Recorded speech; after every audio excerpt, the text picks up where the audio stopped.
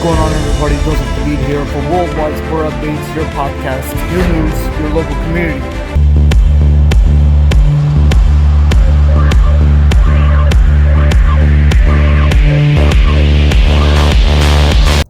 Good morning, everybody, and thank you for joining us on this Friday, September 30th, 2022. This is your host, Joseph Hadid, for Worldwide Sport Updates, your podcast, your news, your local community, and another month in the books, ladies and gentlemen, as we close out the month of September and welcome in the new month of October, which begins officially tomorrow, as now we prepare for Halloween. Yes, all the Halloween festivities will be here before you know it. So the treats and the tricks and the parties and the festivities and the fall leaves and whatnot and the cold temperatures as we speak. All right, folks, I hope everybody had a great week, ready for this upcoming weekend, this productive upcoming weekend nonetheless. And we have a lot of top news to share with you here on this Friday. And let's first and foremost start off with some Major League Baseball news, ladies and gentlemen, as Don Mattingly won't be back as the Miami Marlins manager next season, as it has been confirmed. Don Mattingly wants what's best for the Miami Marlins, what's best for him and what's best for his family, and he decided that means it's time to move on. Mattingly will not be back as a manager of the Marlins next season, announcing on last Sunday, ladies and gentlemen, that he and the team officials have decided a new voice is needed to lead the club going forward. Mattingly's contract expires when the season ends. He said he met with the Marlins principal owner Bruce Sherman and general manager Kim Nig to talk about the future. And all parties agreed it's time for a change. NFL news, ladies and gentlemen. NFL has ended the Pro Bowl. Yes, ladies and gentlemen, you heard that right. It has ended the Pro Bowl. It is now skills competition and a flag football game instead. The Pro Bowl, ladies and gentlemen, got a major makeover as we speak. The NFL has eliminated its full contact all-star game and is replacing it with week-long skills competition and a flag football game. The new event will be renamed the Pro Bowl Games and will feature, ladies and gentlemen, AFC and NFC players showcasing their football and non-football skills and challenges over the several days of that week leading before the Pro Bowl flag football game, that is. The 2023 games will be held in Las Vegas, and the flag football game at Allegiant Stadium, ladies and gentlemen, that is so, ladies and gentlemen, the 2023 games will be held in Las Vegas, and also the flag football game is at Allegiant Stadium on Sunday, February 5th. That is 1 week before the Super Bowl, which will be played in Arizona. Doug Pederson has officially come back to the NFL. Well, with that being said, folks, Doug Pederson returns. How his legacy goes beyond Super Bowl to the Eagles in 2022 success. Just in case you forgot, ladies and gentlemen, Doug Pederson was on a conference call Wednesday to remind everyone that he was the coach when the Eagles won the only Super Bowl in franchise history.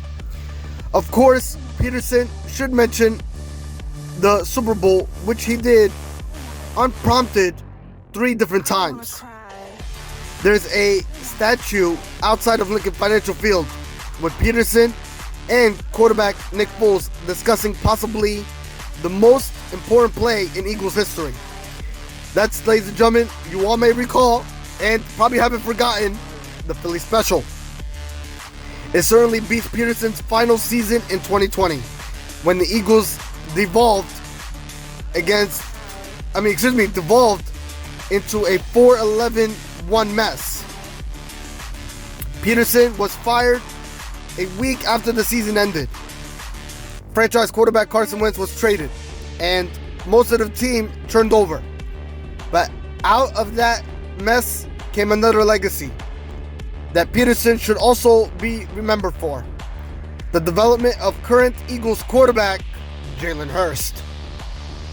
So, again, ladies and gentlemen, the ultimate question going into this Sunday's matchup between the Jacksonville Jaguars and the Philadelphia Eagles, who will prevail?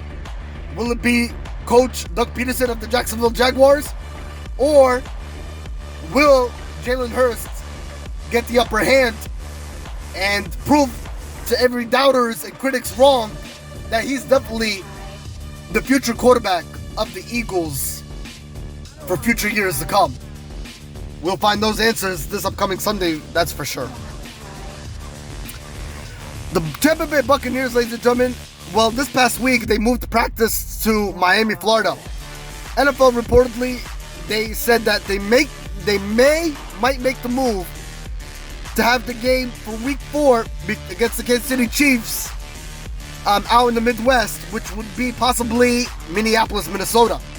But ladies and gentlemen, we'll get a little bit more details on that because it has been confirmed that they're going to be staying put, but we'll get to that. A matchup between two contenders who recently met in the Super Bowl, back in Super Bowl in the year 2020, ladies and gentlemen, you all may recall, is scheduled to take place Sunday night, as Patrick Mahomes and the Kansas City Chiefs are set to visit Tampa to visit Tampa to face Tom Brady and the Buccaneers. However, Hurricane Ian, ladies and gentlemen, has changed how the teams are preparing for the important showdown, and it may even be rescheduled through the game is in entirety. Hours after the National Hurricane Center upgraded Ian, ladies and gentlemen, to a Category 2 storm this past Monday, the Buccaneers finalized plans to evacuate Tampa on Tuesday and spend the rest of the week practicing at the Dolphins training facility in Miami. According to CBS Sports-led NFL insider Jonathan Jones, since the Dolphins played the Bengals on the road this Thursday, their stadium and fields were available for use. But with that being said, folks, we'll get a little bit more details on that to the latest reports on what we just heard regarding the Tampa Bay Buccaneers and the Kansas City Chiefs, folks. So we'll give that to you in here in a couple minutes. Oklahoma City Thunder, ladies and gentlemen, have traded Krejci to the Hawks for Mo Harkless. The Oklahoma City Thunder entered training camp with too many players under contract on a standard NBA packs. The Oklahoma City Thunder need to waive 3 standard NBA packs by October 17th to be in line with the NBA roster mandate. A lot has been made of who will be the 3 departing from the organization, but the organization is already allowing its roster to take shape after the Krejci trade. The Oklahoma City Thunder have already sent Ty Jerome home. The Virginia product is away from the team as the organization and his representation, figure out what is next for his career. Ladies and gentlemen, the Yankees have clinched the American League East for the 20th time in franchise history. The New York Yankees officially clinched the American League East, beating the Toronto Blue Jays 5-2 at the Rogers Centre on Tuesday. The 95-59 Yankees, that's their record currently right now, 95-59 Yankees will now hold home field advantage in the American League Division Series after earning a first-round bye in the postseason. Yankee Stadium will host games 1 and 2, and if necessary, game 5.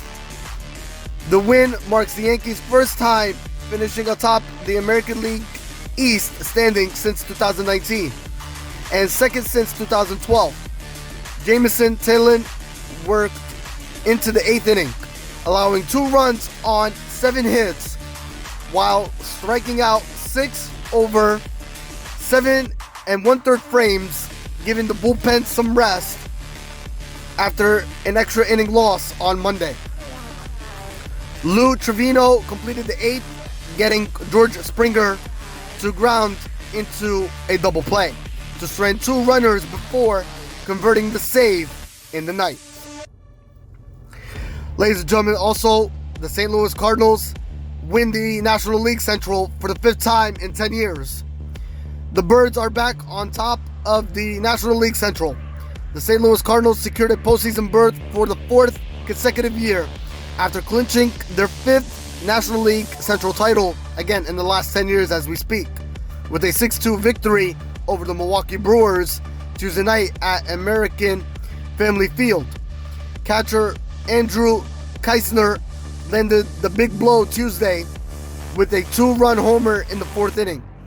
Star first baseman Paul Goldschmidt also had a pair of RBIs, runs batted in St. Louis victory. The Cardinals now hold an insurmountable 7-1/2 game lead over the second place Brewers and are also locked into the National League's number 3 seed, meaning they'll host the 6th-seeded team at Busch Stadium in the best of 3 wildcard series. Ladies and gentlemen, Los Angeles Clippers Steve Ballmer tops the list of the richest American sports owner with $83 billion net worth. Los Angeles Clippers Governor Steve Ballmer, you heard that right, folks, stands as the richest American owner in sports based on the latest edition of the Forbes 400 list. Ballmer, who served as Microsoft CEO from the year 2000 all the way to the year 2014, has a net worth of $83 billion. That places him 8th overall on Forbes' list of the richest Americans. Ballmer bought the Clippers back in 2014 for $2 billion, folks. 50 sports team owners sit on the Forbes 400 list for 2022. 15 of them are in the top 100. The top 5 on the sports owner list are Rob Walton out of the Denver Broncos, David Tepper out of the Carolina Panthers, Robert Pera out of the Memphis Grizzlies, and Stephen Cohen out of the New York Mets. So, ladies and gentlemen, I wanted to get in more details on the Tampa Bay Buccaneers versus the Kansas City Chiefs game. So, ladies and gentlemen, we just heard reports that that game will remain on schedule. They will play Sunday night at Tampa Bay. That has been confirmed. The move to the Vikings stadium is not necessary after all, because we've just heard reports that Hurricane Ian, which has been downgraded according to the meteorologists to a tropical storm, but when it brushed Florida, ladies and gentlemen, it really impacted the city of Orlando, and it missed Tampa Bay really by a nose. So Tampa Bay was not really impacted by this storm, none whatsoever. So they really brushed it off, and they're definitely lucky and fortunate as we speak. So again, ladies and gentlemen, the NFL has confirmed Sunday's Week 4 game between the Kansas City Chiefs and the Tampa Bay Buccaneers remains on track to take place at Raymond James Stadium in Florida, despite Hurricane Ian. Jeff Miller, the league's executive vice president of communications, provided the update on Wednesday and noted that the Sunday night football matchup would be moved to the Minnesota Vikings, if necessary, at the U.S. Bank Stadium if local authorities determined it should be relocated, per Ian Rappaport of the NFL Network. So according to Ian Rappaport and according to the NFL, according to the meteorologists of weather.com, they have confirmed that Tampa Bay and the Kansas City Chiefs game will be played at Raymond James Stadium on Sunday Night Football, with no new moves to necessary or to be made. So it will be remained on schedule as we speak, and that is great news nonetheless. Los Angeles Lakers star LeBron James is headlining new ownership group in Major League Pickleball, according to NBA sources. LeBron James and Mavericks Carter LRMR Ventures is heading a new ownership group in Major League Pickleball. The group also includes investment firm SC Holdings, NBA champion Draymond Green and Kevin Love, the Spring Hill Company CMO Paul Rivera, and Relevant Sports Group co-owner and CEO Daniel Silman. Major League Pickleball is the first of its kind professional team league in the United States.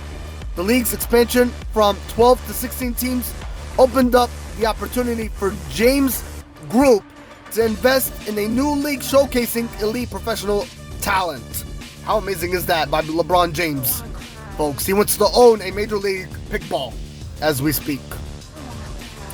Texas A&M Aggies, ladies and gentlemen, have landed David Hicks from college football, the number 17th overall college football recruit in the ESPN 300. Texas A&M beat Oklahoma Sooners on the recruiting trail on Wednesday, when ESPN 300 defensive lineman David Hicks chose the Aggies over the Sooners. Hicks, ladies and gentlemen, is the number 17 prospect overall and the number 3 recruit in the state of Texas.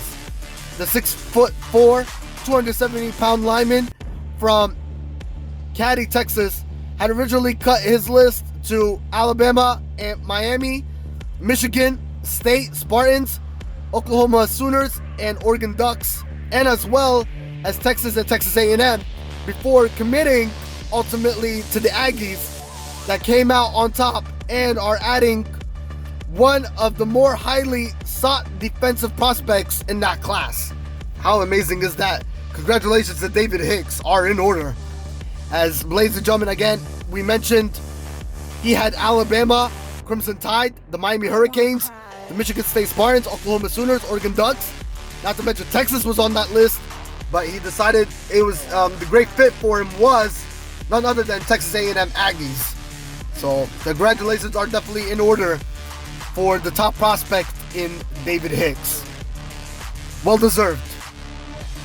Ladies and gentlemen, that's all for this week.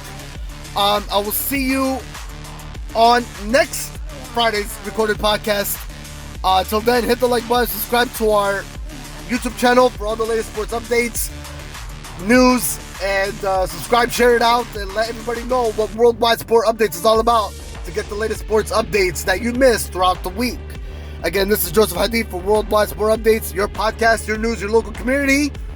And have yourself a great weekend, folks. We will not be having a live podcast this upcoming Sunday, folks, as we're going to do a little bit of a system upgrade here and there and make a little bit of few changes. So, again, folks, we will not be having a live podcast. If anything changes, though, ladies and gentlemen, please tune in to our sports pages for all the latest up-to-date. We might have a live podcast, we might not. But just keep up to date on our sports pages. If anything changes, we will definitely keep you up to date. But as of right now, we are not going to have a live podcast this upcoming Sunday. But if anything does change, ladies and gentlemen, just stay up to date and we'll definitely keep you up in the loop if anything comes about. Have yourself a great weekend, folks. I'll talk to you guys soon. Stay safe, stay blessed, take care.